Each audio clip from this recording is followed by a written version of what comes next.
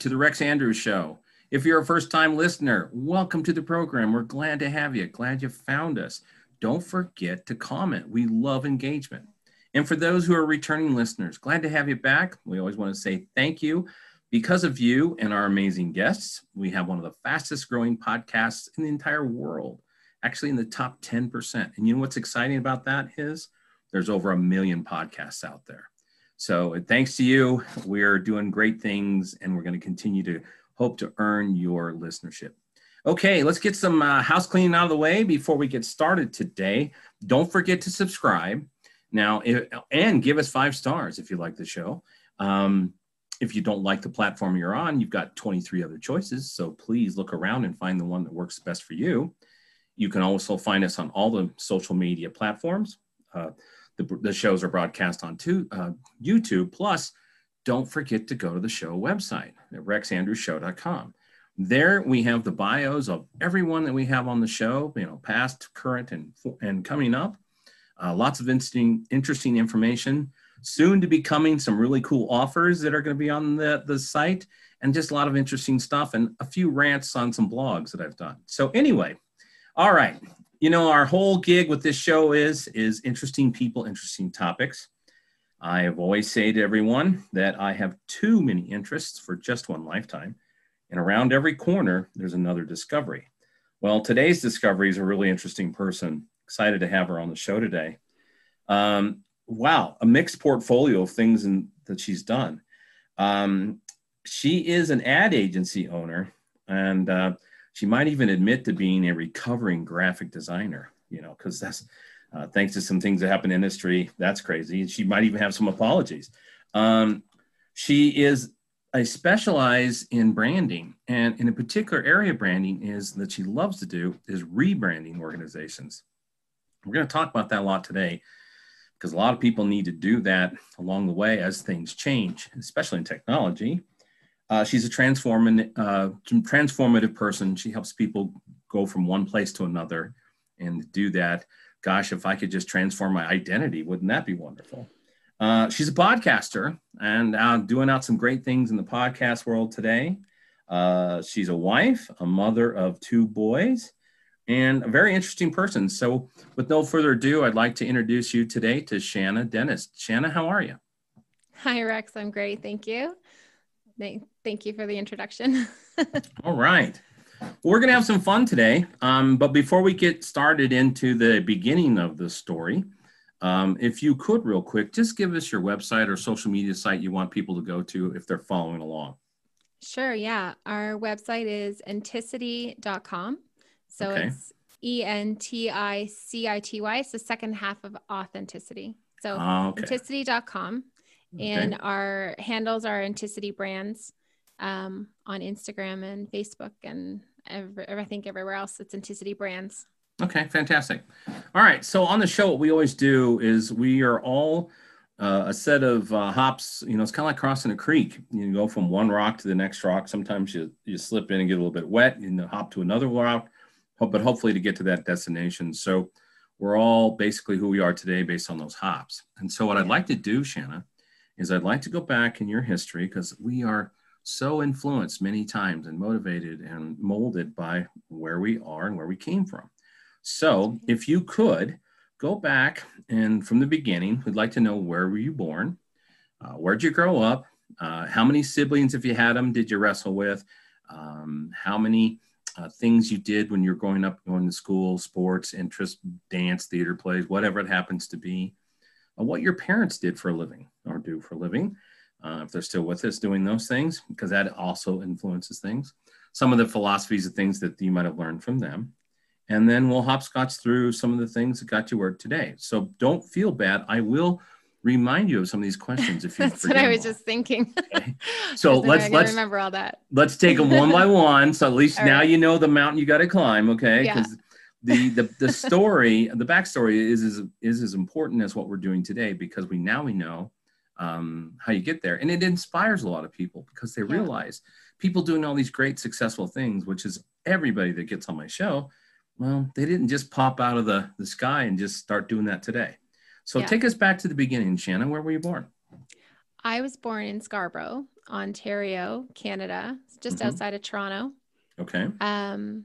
Pretty normal family, 2 parents, married, both working. My mom worked for Bell Canada, and my dad worked for TTC, Toronto Transit Commission. So they were both in top employers.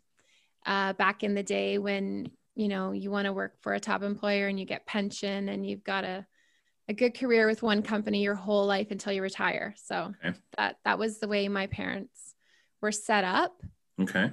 And, it's funny when you're talking about what the backstory is and how it influences you. And you're right. Cause when I was around 15, my dad ended up leaving TTC to buy a restaurant an hour north in a smaller town, to start a whole new thing with my older brother, who was, I think, 20 at the time.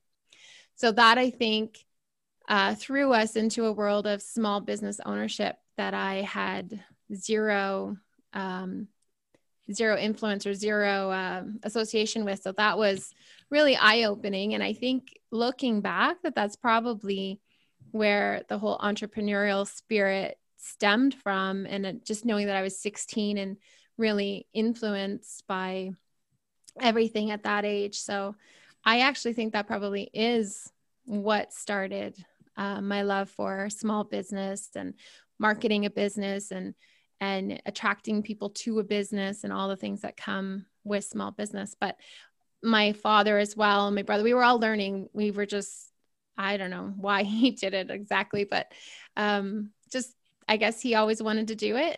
And he threw the whole family into it, and we loved it. So fantastic. Okay. So you mentioned one brother. Do you have any other siblings, or is your one brother? That's it. One older brother, and he's 5 years older. 5 years older. So that's kind of a divide, when you start. I have good memories, but I think when he turned 10 and I was 5, he really didn't want too much to do with me being a young girl. So as an adult, we're friends, but yeah. Well, I experienced, I'm a one of 4, and then I have 5 children myself. And the closer they are together, there's more of some of the sibling rivalries and, the interactions and stuff like that. Or, I can remember my mom would kick my brothers and I out of the house because we were wrestling so much, and she just was like done with us, kind of thing. That's a much different dynamic when there's 5 years difference or 7 or 10 years difference and stuff. So it does play an influence on how that. Okay. So what were you interested in, and how did you spend your free time as a kid growing up? Well, I think actually talking about my brother and growing up, I'm like, well, you know what? We hung out a lot, but I always tried to be older. Okay. I think having that older brother made me an older soul. And whatever he was into, I kind of had one foot into. So when he got into raves, I started going to raves. Or when he was playing guitar, I learned how to play the drums, just to try to. And so his friends would come over and they'd all be playing their guitars, and they'd ask me to come play a beat. So I always hung around with the older, brother's friends, just trying to be cool. So okay, so I gotta stop you there and ask, is drummer part of the resume then? No. Okay, it's embarrassing. Well, one beat. Well, but I did, however, take to playing the flute, and I was going to be a professional flute player at one point. So that was pretty much, I thought, what I wanted to do until around 16, 17. And I was really good at it. It's just that I realized all the traveling that I'd probably be doing, and all the weekends and all the nights and events. And then I kind of got a glimpse. We started going to the big shows in Toronto and seeing the orchestra pits and seeing the people that were showing up working. And then I got a glimpse of that life and thought, I don't know if I want that. Yeah, not exactly as exciting. So no. What did your mom think when your dad, gave up the corporate steady Eddie, because in that era, that was a really important thing. And it doesn't really exist anymore. I mean, it really doesn't.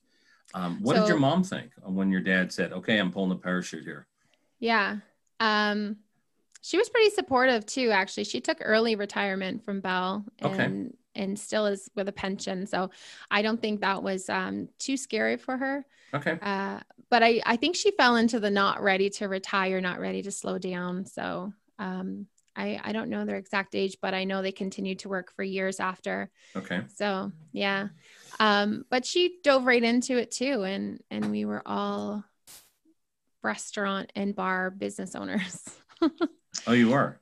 Yeah. Well, not anymore. We were, yeah, okay. as the family. I think she enjoyed great. it too. Well, that's fun. Yeah. Do you have any really good fond memories or memories that you just drove you to say, I can't do any more restaurant work? The scraping the eggs after the breakfast rush was the biggest pet peeve to this day. Whenever egg is stuck on a fork or a plate, and the trick is you want to wash with heat, but with an egg, if you wash it with heat, it just basically cooks it onto things. So I often think of the restaurant every weekend when we have our big egg breakfast. I'm like, I don't miss that. But okay. So a lot of dishwashing. I'm okay with not having that in my life. Yeah, that's probably true. I was a dishwasher for a while, and no, thank you. Yeah, you finished up with high school. Did you go off to college then, or what was your next stop? Yeah. So high school, I finished high school in Scarborough. So we had to drive an hour in the morning, and my mom was still working in Scarborough as well. So it was weird to be living. We ended up moving up to the Barrie area, and we moved to Barrie, but I was driving to Scarborough for high school for the last year. So that was a weird final year of high school. And I'm a homebody. I just wanted to stay close to my parents. I never wanted to be that one to, move across the country to go to school. So I ended up going to college in Barrie and lived at home throughout the whole time. So I went for graphic design, and that's where I met my husband, him and I were really great friends throughout college. And then after college decided that we were probably more than friends and should explore that. But I just stayed at home and close to school and drove back and forth every day. And not really exciting. So where'd you go off to college? Well, it was Georgian College in Barrie, and they had a really great graphic design, graphic design program that was 3 years. And then they had the introductory year. So I was actually at school for 4 years to become a graphic designer. And I loved it there. I have fond memories of college, and to this day we hire from that college quite often. I'm on the committee at that college, trying to help future graphic designers, and I still keep a foot in there. I was a professor for a while before I had children. I was teaching some programs there. So I do have a fond memory, and a part of my heart belongs to the Georgian College here in Barrie. Oh, good. Yeah. Fantastic. So when you finished up and got your graphics certificates and degrees and all that good stuff, your education, what was your next stop? Did you go to work for someone else? Did you go ahead and start on your own? What was the next stop? I had one organization in my head from the second year of college I wanted to work for. So I was gunning for them. And, about a couple weeks after I graduated, they asked if I wanted the job. So that was serendipitous. I just was gunning for them, and I worked for them for a year. And then I was kind of stolen from another company that was also very good. And I worked with them for 6 or 7 years. So I learned the ropes in Barrie for small business. And I learned everything I knew at the time through them. So when I did decide to do it on my own, I also mirrored everything that I knew from working from them. So I'm assuming, based on what you're saying, and then that they were agencies, they weren't just internal graphics at some corporate company.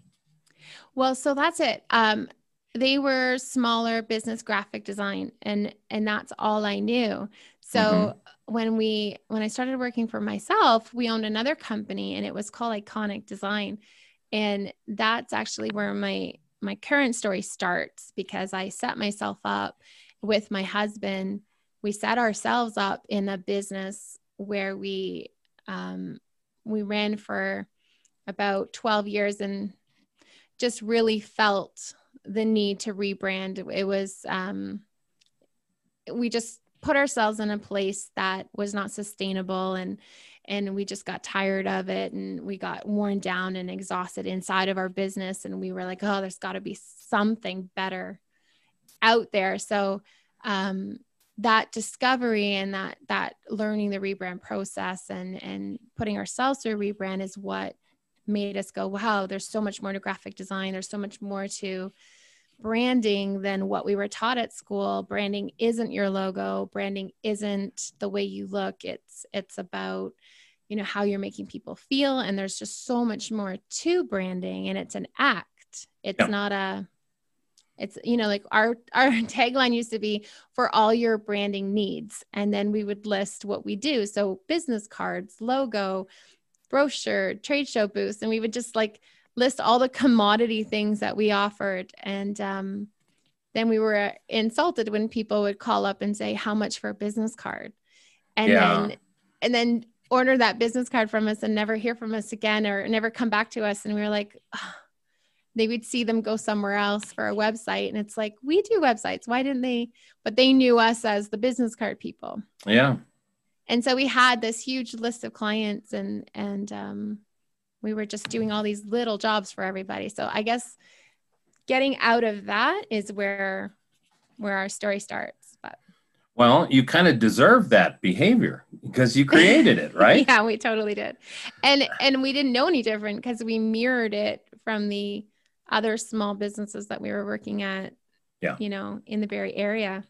And then realizing that that's what we did to ourselves, but then the realization that that's what everybody around us, so many people are doing to themselves today. Yeah. And because I've lived it and been through it, that's where our passion is helping people understand what branding is and understanding how it all works. And it's complicated, and it is, just getting them more aware of their perception. So, yeah, I have spent my entire career, 35 plus years in high tech, in business development, sales, marketing, just the whole gamut of those things. And whenever I think of branding, a couple examples come to my mind. Now, I don't know if they've had these up in Canada or not, but there was, keyword was, a firm here called the Dress Barn. Okay. And I don't know. What woman wants to go and buy a dress from a dress barn? I mean, the Dress Barn. Okay. The Dress Barn. I've heard of that. Yeah. Yeah. And so, but wasn't that really a successful company, or did that not? I don't know much about it. They're gone. They're gone. And so, yes, you want to have maybe dress in your name, but barn, I mean, I don't know. I kind of stress it because even if you're going for a deal, I'm sorry, it's just part of female genes that they're deal. Deal is part of female genes. It just is most of the time. Now, certain things women will pay lots of money for and ridiculous, but a deal is in the genes. But do you want to feel like you got your deal from a barn? I don't know. So. But they're no longer. So maybe that's an indicator. I'm not sure. Maybe they were just terrible retailers. I'm not sure. I don't know their story, but I know things have trends, and I don't know, maybe they were wanting to feel like Urban Barn but for dresses.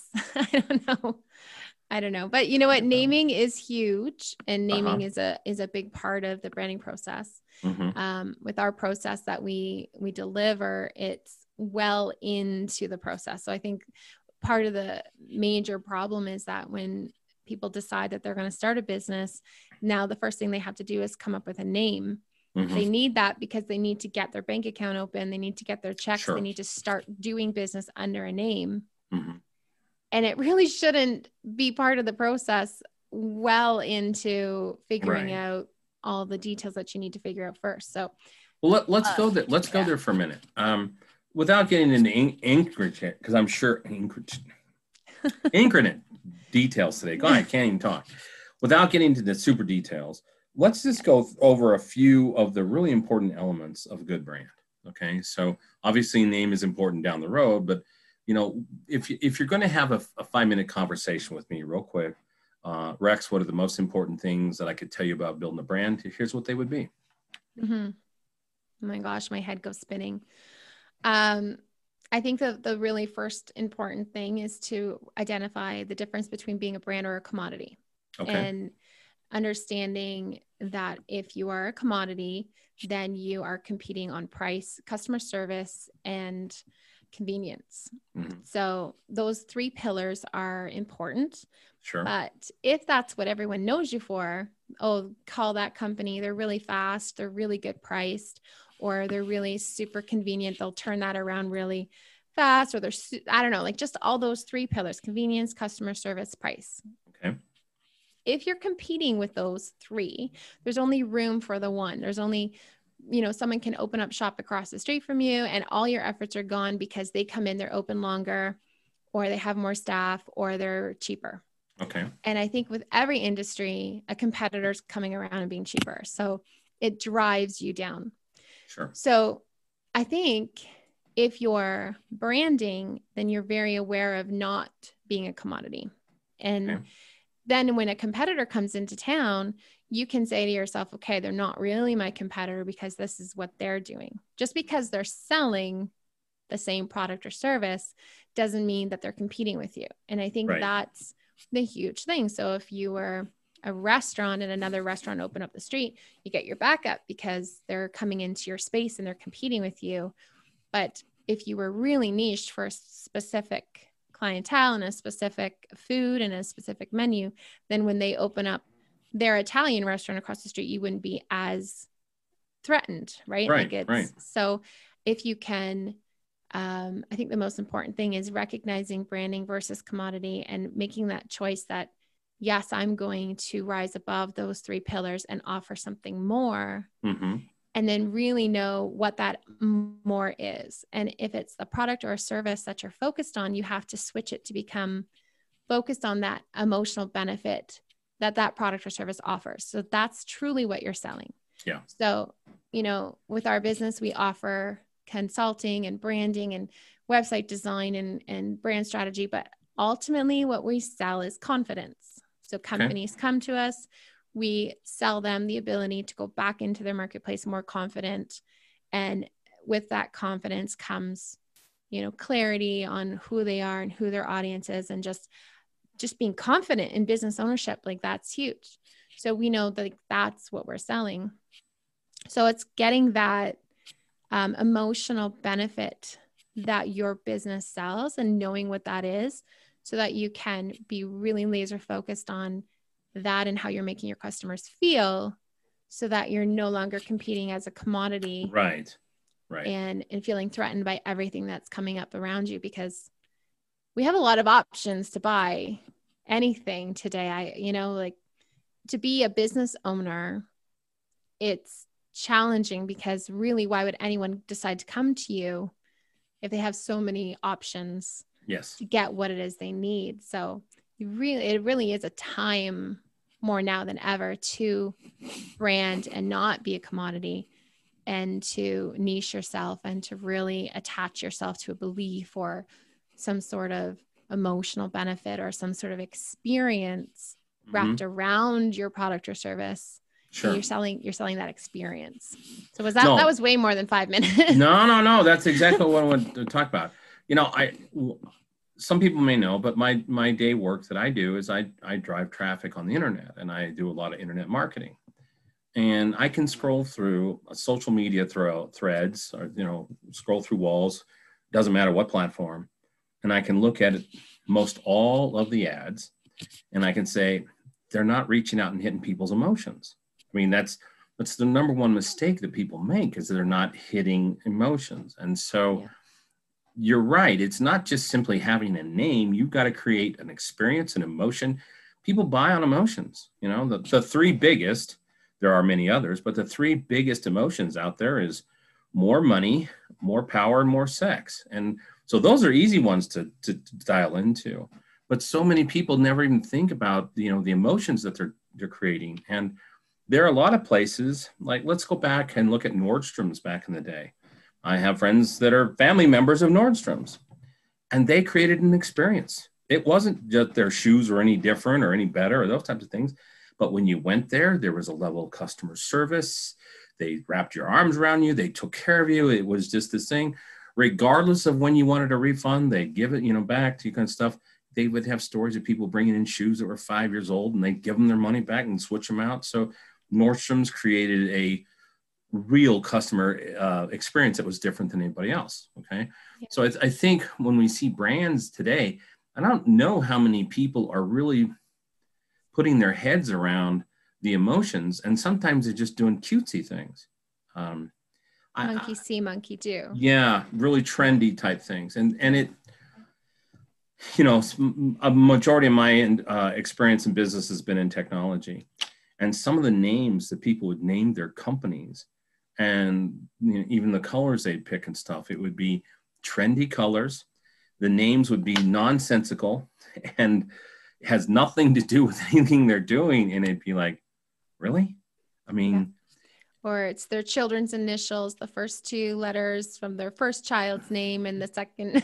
Yeah. Yeah. I can identify when a company quickly made a name. Yeah. Before they dove into business ownership. Yeah. And that's why I love rebranding, because I think people regret it. They go through the first decade of their business, and then they're like, they have to explain their company every time, or they have to justify it or explain it or apologize for it. It's like, right. Now it's time to rebrand. Well, like there's one that I always kind of scratch my head over here in the States also too, is Five Guys burgers. Mm-hmm. Why do I want Five Guys fingers in my hamburger? Right. I mean, I don't think I understand that one. And when the story is too long to get there. Okay.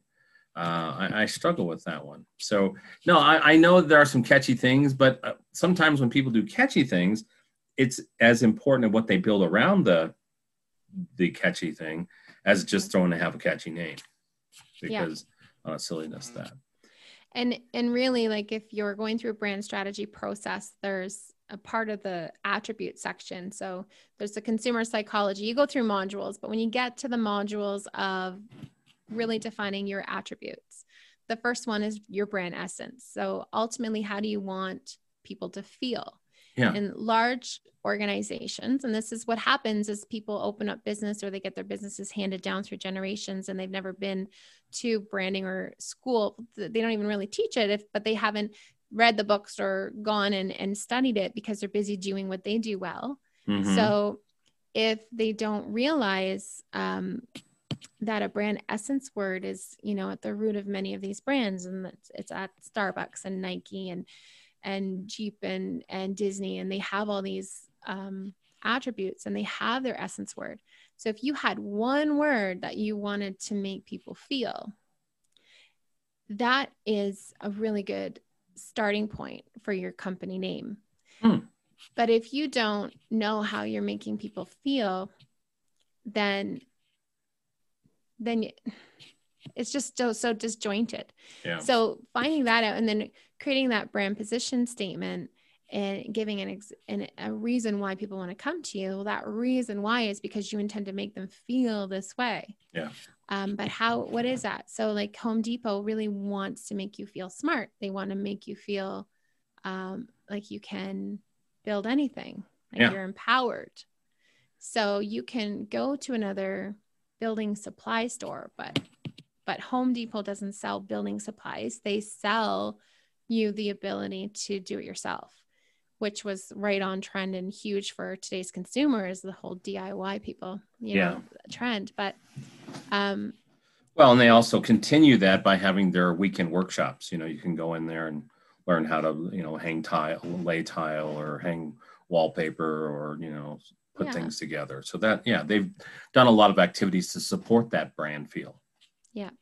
Now, I don't know where or how their whole brand process went. So I am not a Home Depot, I've never researched that. And I don't know what their brand essence word specifically is, or where and how they decided to name them. So I'd love to know their whole brand story, but I just think it's a common company that everyone's familiar with.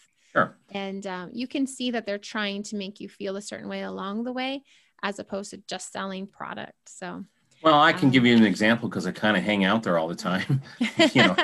Being a homeowner, the music in the store, it's in the background, is Together We Can Do More. And then they always have on the weekends, especially in the summer, they have the workshops. They even start to bait your children. They have the weekend, learn how to use tools, and they'll basically set up a whole area in the parking lot and have kids hammering on little things, and they make stuff. And so, I think it's sort of a lightweight babysitting, but anyway, but no, that's their whole mantra is together we can do more. And so I would say that they're very consistent in the DIY marketplace and branding, is that they do that. And I don't think Lowe's has even come anywhere near the branding support that they do. Yeah. And I was just thinking, my kids love going there. There's always food built into it. So they know the power of food, the smell of it, and people will stick around longer if they can eat there. And food is funny. Like, people in general feel safer if there's a food option. So even if they're not hungry, they know there's a food option there. And so that allows them to relax. They're taken care of, and then they can move up to the next need, which is, if you're looking at Maslow's hierarchy of needs, that's a big part of the branding strategy. And it's making sure that the basic needs are taken care of so that you can move up. When we have children and their cart is actually a car with a steering wheel, it's another way that we can stay there longer and spend more money ultimately. But if small business is listening to this, even medium-sized business, and they're saying, yeah, but Home Depot, they have all that money, like, how could we compare? It's that experience. How can you entertain your clients' children when they're in your store? Right. Or how can you put music on? And if you do decide to put music on, what music would make them feel the way that you want them to feel? So is it top 40? Is it classic? Is it country? Is it elevator music? Like, how all of that music is going to make them feel. It can't depend on the staff member that's working that day gets to pick and choose what music they're playing. So that would be more commodity based operations, where if you're branding, you're really, really aware of how your place smells, what kind of food you're offering. Is there a vending machine? Are your staff allowed to offer a coffee and tea? Are you giving them any sort of a bite, like gum or a mint or a chocolate? Like, if you're on a desk job, what can you offer that will heighten your customer's experience? And that's branding. Yeah, exactly. So, well, I had spent quite a bit of time. I've always kind of had my toe in a few different pools at a time. So I spent some time in the contracting industry. And, when you're a contractor, Home Depot is still a major supplier, just because there's all odds and ends. You may not get all your lumber there. You may not get all your tile there or whatever, but you're still going there for hinges and all this other stuff. Yeah. And normally you would try to time your trips to Home Depot based around, well, I'm going to go grab lunch, so I'll go stop by the Home Depot. And I always used to walk out of there going, okay, the guy's got the hot dog cart here, the sausage cart or whatever. But if Home Depot just built a small cafe here, they would kill it, because that contractor wants to go get his stuff, and then he doesn't have to leave the parking lot. He'd be right there, buy a and you want more than just a hot dog. I'm sorry, not all men can live on a hot dog every single day, So I've always thought that would have been an additional branding thing that they could have done. Very easy to implement. And it's like the IKEA with their meatballs. Yes, the IKEA meatballs. Yep. Yeah. The statistics of how many people go there to eat the meatballs and shop. Yeah. They can buy everything online if they wanted to, but it's that experience of going to IKEA and making it a day. Yeah. And, I know what Canadians are really known for is grabbing that coffee and then going shopping. So we're browsers, we're slow walkers, and we turn everything into an experience. So even if we're going, out to run groceries, we have Starbucks built into our grocery stores so that we can grab a coffee, and then even our carts, hold coffee. Have a coffee place. But, people in Europe are like, no, you sit, you relax, you enjoy your coffee, you talk over coffee. You don't you're not on the go with a coffee, but. Well, it's interesting too. If you look back in the original brand that Starbucks was building originally, they wanted to be that third place. It wasn't the coffee shop. It wasn't they weren't the office. They weren't work.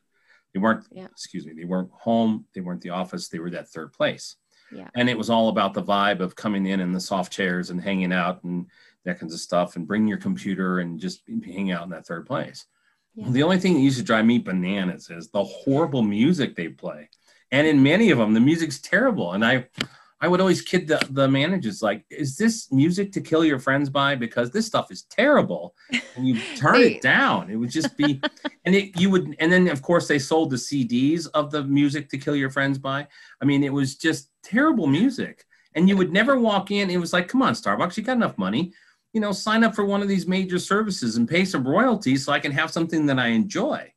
But I guess maybe I just never connected They to must that. have changed that now, because I have a friend who's a musician and he's got some of his songs on their playlist now in Canada, Starbucks. So oh, nice. I don't know if that's a US thing, but I love his music. So somewhere at some Starbucks somewhere, they're playing really good music. Okay, well, I hope your friend's music was not I fit into my No, there's no way it was. Okay, all right. So, sure of that. But you know, but the thing is, they've evolved, and then they've evolved on how they position. You know, they never used to have Starbucks in the grocery store. Now they're practically in every grocery store. You know, so yeah, and it changes.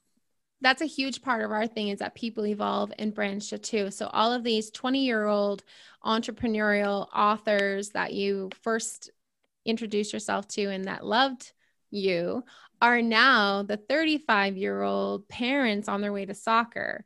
Or they're all the same ones that have a love for you, but they're now running and doing grocery shopping. And so they had to evolve their brand, and because people evolve, brand should too.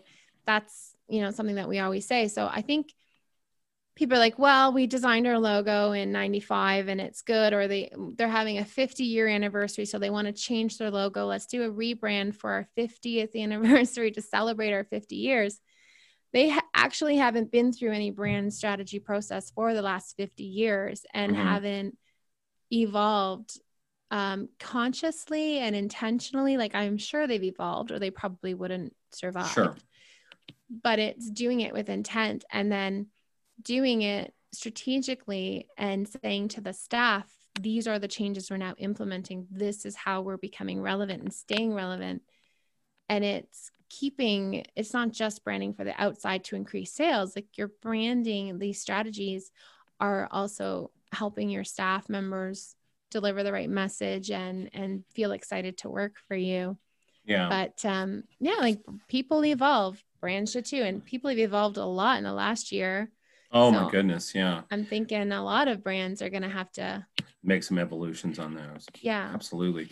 And we see it because branding is complex. It's not just a matter of tweaking your logo. It's not just a matter of changing a product offering or two. It's not, when every new generation thinks they're way hip and their parents are dorks. And so that's I'm experiencing that. Yeah. Right. And so that's just the way it is, because I can remember calling my parents dorks, and now I'm the dork. My kids are 18 to 26 and I'm the huge dork. And, in about 5-6 years, they're going to come around and realize the dork wasn't as bad as he thought. Maybe. But maybe. Can you help me do this? Can you help me with that? Yeah. But, the thing of it is that people, I think sometimes people get caught in some things. And I'll share a little story of my experience just for a moment. In technology, whenever there is a change in platform, for a major technology breakthrough, it's been proven, and this is 100%, whoever was the leader in the current technology rarely makes it to be the leader in the next technology, because they don't go through a rebranding and rebuilding. So way back in the day, the number one producer of mainframe computers was AT&T. AT&T is not even in that anymore. Their number two competitor was GE. GE's not in it anymore. Now, mainframes have sort of disappeared because of technology, but the third was IBM. So there are very few brands that will go decade over decade over decade in technology that will list that long, because when the technology changes, companies are so holding on to who their identity is currently that they forget to reinvent themselves. Because there's always a lot of the times they're caught up in that revenue. We're doing all this, we're making all this money, the executives are getting fat, dumb, and happy, and that kinds of stuff. And then some new nimble, company comes up and jumps ahead of them. That's a very big trend in technology. But what we're starting to see now in technology, because I've been inside of there are companies out there now who are figuring out today how to put themselves out of business in 4 years.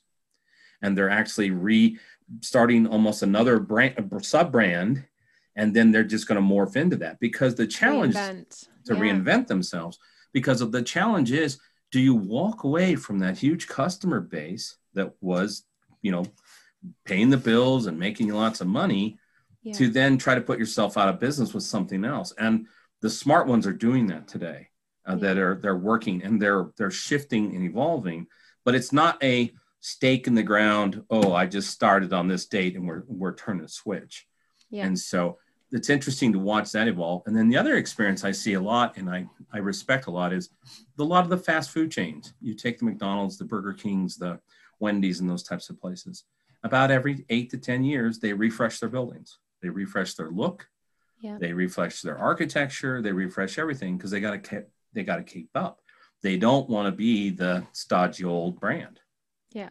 It wouldn't take long for them to feel that way, for sure. Oh, no, it doesn't. And that's like website design for the average business owner, is like, you got to update it. It doesn't take long before that to feel outdated. But yeah, like talking about commodities, cheaper, faster, convenient, served with a smile. The fast food industry is a huge example of commodity companies and how they expand on their menu. And they, again, with the States versus Canada, I know McDonald's has sort of lost their way. They brought in the muffins and the breakfast, and then they're competing, hard with Tim Hortons here. So Tim Hortons opens up a chicken sandwich and French fries, and they don't even have deep fryers because they're trying to compete with McDonald's, because McDonald's took their donuts and coffee industry, and they're going back and forth and back and forth. And so this year, Tim Hortons announced that they are going back to basics. They are going to limit their menu and go back to hot coffee and muffins and donuts, because that's what they know they do well. And I thought, finally, they're niching. They're going to go back to where, we loved them, you know? And that, I think, is the trend, is to like limit the amount of things on your menu, limit the amount of things you're offering, really know what you're known for, know what people love, have that nostalgia. I mean, McDonald's was burgers and a fries and a milkshake. Like, I'm not saying they're going to or should, but imagine if they got rid of some of the things on their menu that don't really feel like a McDonald's item. Because they're just trying to be everything to everyone. And when they got accused of being unhealthy, they're trying to introduce healthy options, but healthy in itself is very subjective depending on who's listening. I mean, healthy keto, healthy carbs, healthy vegan, like can't just be healthy. So you might as well just do what you do and do it well, and find the people that love it, and don't worry about the people that don't. So let me ask you a quick question here. Looking back over your career and all the clients you've worked for and the things you've learned and observed, what's probably a really common mistake that people make in branding? The everything for everyone, the fear that and the belief that there is enough business to sustain your company if I stay focused on attracting this audience, or if I just limit what I do and just do this, am I going to succeed? Is that enough? So that tendency to offer more and be more outside of your ability. So I think that's a common place to be, where they feel the stresses of needing to offer something. They don't have the staff or the ability or the budget to actually offer it well, but they do it anyway. And then they get stretched, and then they get in a spot where they're exhausted, and their staff don't enjoy that environment either. Maybe there's no more budget to put back into the staff and keep them happy. So you end up getting turnover and no employee retention. And it's just a spiral. I think offering too much and trying to please too many people is a huge branding issue. That's one of the common things that everyone's trying to resolve and trying to fix. I think that really applies too for a lot of small startup businesses. because be successful at one thing before you add on others, because the opportunity to fail early on is so large because there's so many moving parts that if you just focus on doing that one thing and doing that one thing right, you're going to have a lot better chance of being successful than coming out of the gate and trying to compete with the Home Depot or the competitor down the street that has 25 offerings, or just do the one thing right. I think back here in Colorado, there's a guy very well known here called Chuck the Waterman, and he only did one thing: tankless water heaters. Tankless water heaters. Yeah. And at heart, he's a plumber, but he just got known for being the tankless water heater guy. And so, yeah, he was very, very smart. He runs a very thriving and successful business because he is known for that. I mean, you could pave the streets of Denver with the number of plumbers in this there, but he does very well because people know, hey, that's the guy you go to when you get that one thing. Yeah. We actually use plumbing as an analogy because I think every person has experience with a plumber at some point. But, sure. When you need a plumber and you go looking for them, they're all going to be competing as a commodity. They're going to be 24/7, emergency hotline, free estimates. They're going to have a logo of a guy with a plunger. They're going to have the blue water or some sort of blue brand identity. Where's the hot pink plumber who specializes in home renovation kitchens? Because if I have $40,000 to spend on my kitchen, I want that plumber. Yeah. And there's other scenarios of when you want a plumber for a specific thing, like you're saying, the hot water guy, and that's the hot water tank or the water guy, I forget, Chuck the water guy. Like that's so great. And there was enough to sustain him and keep him busy. And I'm sure he felt the pressures over the years and maybe wondered, should I get into that? But it would have confused the brand. And on a grander scale and larger companies, they feel the pressure too. And there's been many times documented where a company has extended their brand and then had to apologize and retract that offering because it didn't make sense. And it like when Jeep offered a minivan, it made people so angry that they had to retract and like say sorry and not offer that minivan. Yeah, it's interesting when when Hummer came out with their electric truck, there was a decent move because everybody knew it was a Hummer as a Jeep on steroids, a really tough thing. So, if Hummer would have come out with a 4-door sedan electric car, I don't think anybody would have paid attention to it. It would have been very confusing. Very confusing to do that. Yeah. So I think that is the biggest trend. And I think the other one is the apprehension. People are afraid that branding is going to be such a major shift that they'll become unrecognizable. Yeah. And my argument is go to Google and search logo evolution, and you'll see brands that that have changed their logo 20 times right beneath your nose, and visually they changed and updated and remain relevant and adjusted and just completely changed their look over the years so many times that you as a consumer didn't notice. Right. So I know you own your business and you're scared to adjust that logo and adjust the colors and do the visual change, but I guarantee you the public won't notice and it won't matter to them because it gives you content. It gives you talking points. It gives you a reason to call them and explain why you did it. Mm-hmm. And you can bring in that strategy and say, we're going to be moving into this area. We're going to, you're celebrating your transformation on the inside. And then the change on the outside is basically a way to get people's attention to say, hey, we're evolving and we're changing and we're relevant and we're not going anywhere. Yeah. When you see that company that's been afraid to change and they haven't done the internal work, they've got, they end up being perceived as stale and old and outdated and irrelevant. Right. So if you're a business and you're scared of change, I would be more scared of not changing. I think the perception of not changing is, especially in a fast-paced world, is scarier. Well, I can tell you this. I know branding is such a big thing because it's a lot more than just having some graphic designer, design a logo, pull a slogan out of your head, throw some colors on everything and go. I mean, it just, unfortunately, a lot of people start that way. It's completely different.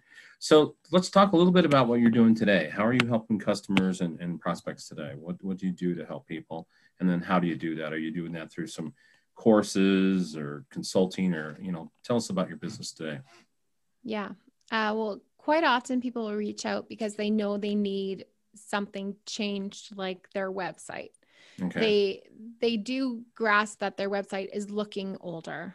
Mm-hmm. And then when we get involved, we recognize that it's not just the way their site looks, not because it's 10 years old, but it's the way it's written. It's the messaging.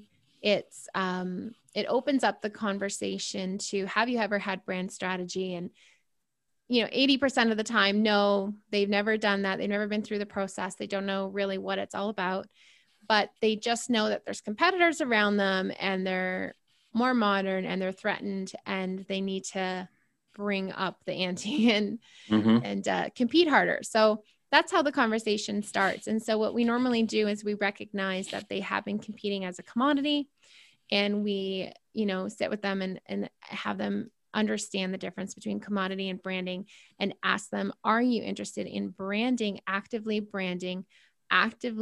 influencing people's perception of you through emotional experiences, positive emotional experiences?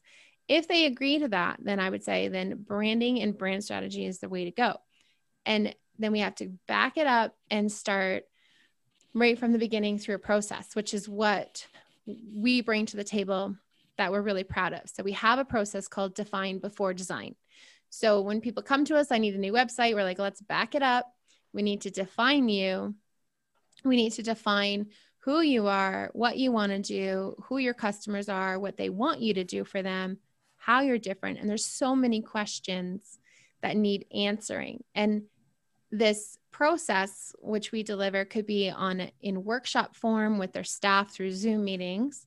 So we could show up and do it hands, one-on-one with them and walk them through it. And then all they have to do is show up with coffee and have their conversation. And we capture it all. We record it. We write it down. We capture all of their words, because their brand is right there. What that comes out of their mouth and what they say and how they answer these questions will dictate their brand strategy. But if they haven't sat and relaxed and been asked those questions, then they don't know what the answer is. So it could be really relaxing for them. Just sit, have coffee, going to ask you some questions. And what it does is it changes their mindset, and they start to see things differently. And then they go back out into the world and they see that competitor that used to threaten them. And now they're going, oh, they're really competing. Excuse me. They're really competing as a commodity. And I'm recognizing that they're on a spiral this way, and I'm going to shift and go this way. And I'm no longer threatened by them. And it starts to, and then most of the time people are like, oh, I want to start doing this right away. Like, I'm so excited. They start seeing their opportunity to rise. So they go through the define before design process. If they're not doing the one-on-one, we've created a course at definebeforedesign.com. And then that course will ask them all the right questions. And there's video tutorials on every lesson. There's an example of a company going through a brand process. So let's say if you're a marketing director and you purchase the course, you could technically lead your company through a rebrand on the strategic side. So it's all of that defining that you're supposed to do before design. And so I'm on a mission to let people know what branding is, so that they don't just skip to the design and the visual trends without doing all that defining work and wrapping all that emotion and getting all that emotion part of your company involved, because I think people are just jumping over that emotion. And that's where people are living. That's where people are buying. That's where people are trusting. So you can't increase your sales if you haven't increased your trust. And the way to increase people's trust is to give them that experience. And the way you give them experience is through their 5 senses. And there's just so much strategy involved in creating a perception and giving people that feeling like, I really like this place. I'm going to talk about this place. I'm going to refer this place. How do we get your customers to be that person who just ends up loving you? And that's branding and that's brand strategy. So we are all about our process called define before design. Okay. To the point where, yeah, we created a podcast. My husband and I were picking every module of the course, and we're going to extend it into creating a podcast so that we can further that conversation. So even if you're going through the course, you'll be able to check out the podcast and just learn more and talk about more. And there's a lot. There's 36 modules in the course. Wow. It takes you right through the very beginning of consumer psychology down to identifying gaps and opportunities, to how to create your own brand attributes, and then how to look at the consumer pathway and the 7 stages of consumer pathway and how to inject your brand experience on each 7 stages. Then we look at colors, color psychology, shape, fonts, how that looks, so that we can literally define before design. That's great. I love that you put this into a self-paced course, because if you're a busy executive that's running a company and you want to bone up on this, you want to lead them through, you might only have between 10 o'clock and 1 in the morning to do this stuff, or while your kids are at soccer or something, on your computer or something like that. So no, yeah, that makes a lot of sense, because I know my busy life, it's hard for me to fit in business hour oriented training or education or anything like that. I got to be able to access it when I can, because my life is too crazy. So that's great. Yeah, it's also the disruptions, right? You kind of do your self-learning, even if you're employed and you're a marketing director, you're going to do your reading and your self-learning and your courses. You're going to buy the course, but you're going to watch the video back and do it on the weekend when there's no interruptions. Right.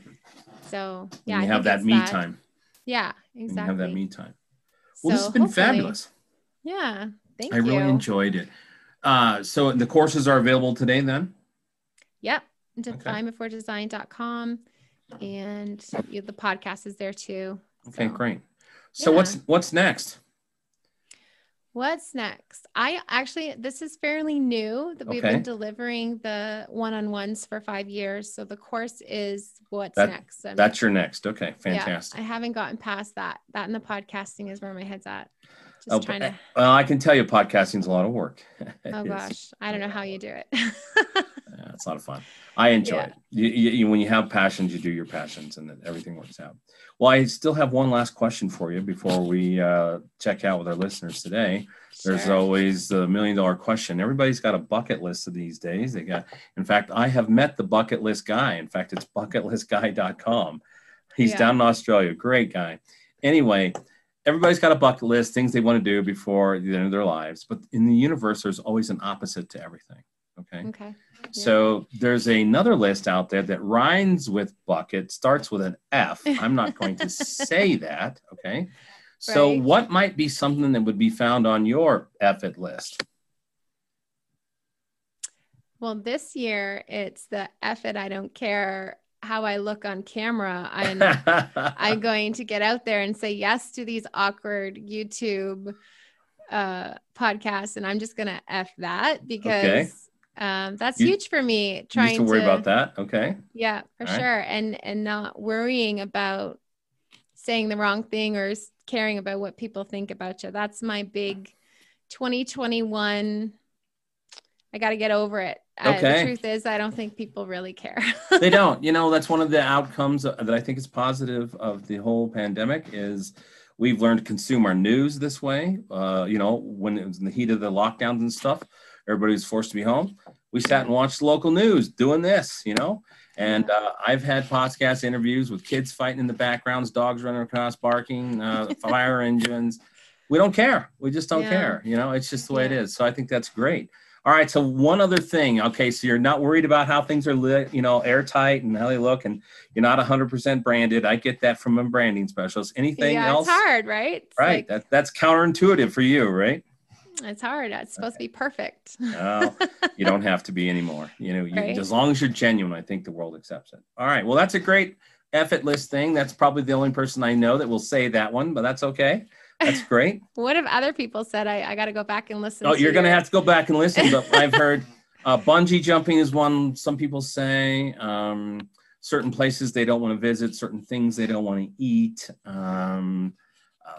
person they don't want to meet, or just, it's been interesting. It's all over the board. It's all over the board. Yeah, and that's great. The reason I asked that question is not just because you'll think about it next time someone says bucket list. It's because you've shared so much about you. You know, you're growing up, your family, and you know, all the things you've done. Well, you've told us a lot about all that side. Well, how about something that's like, no, I'm not going to do that. So I'm not going to do it. Yeah. Like that's great. Well, almost near the top of my effort list is going to be, I'm not going to eat any more sardines. I tried them once. I'm not going to do it again.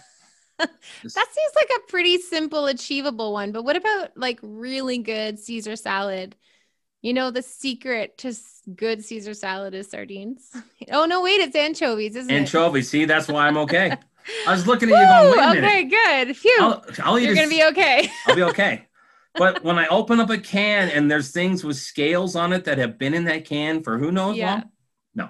Yeah. No. It's like Cloudy with a Chance of Meatballs, that cartoon when they lived on sardines. To me, when you open up a tin of sardines, that's just botulism in a can. That's all that is. That's I've never done it. I will take your word for it. No. You need to go experience that on your own. I'm not. No, it's good. I'm good. You cannot transcribe my effort list to yours, and it has to be a personal experience. Unless you just go do the research and look at it, then I'll accept it. But no, I'm not letting you steal that. Okay, well, it's been great to get to know you today, Shanna. I'm excited about your course. I think a lot of people could really benefit from that, and it's been great to learn how you've gotten there. I mean, behind every successful person is an interesting story. And some are more interesting than others, but this is a really great story, and I'm glad that you're doing what you do, because the world needs a lot of good news these days, and I think these human stories are that. That's true. So thank you, Rex. All right. Thank you for having me. All right, folks, we're going to call that an episode for today. Don't forget to stop by the website, rexandrewshow.com. Check out the bios, links, and you can find anything you're looking for on our guests. And as always, I just have 3 things to say as we depart. Be safe, be bold, and make it a great day.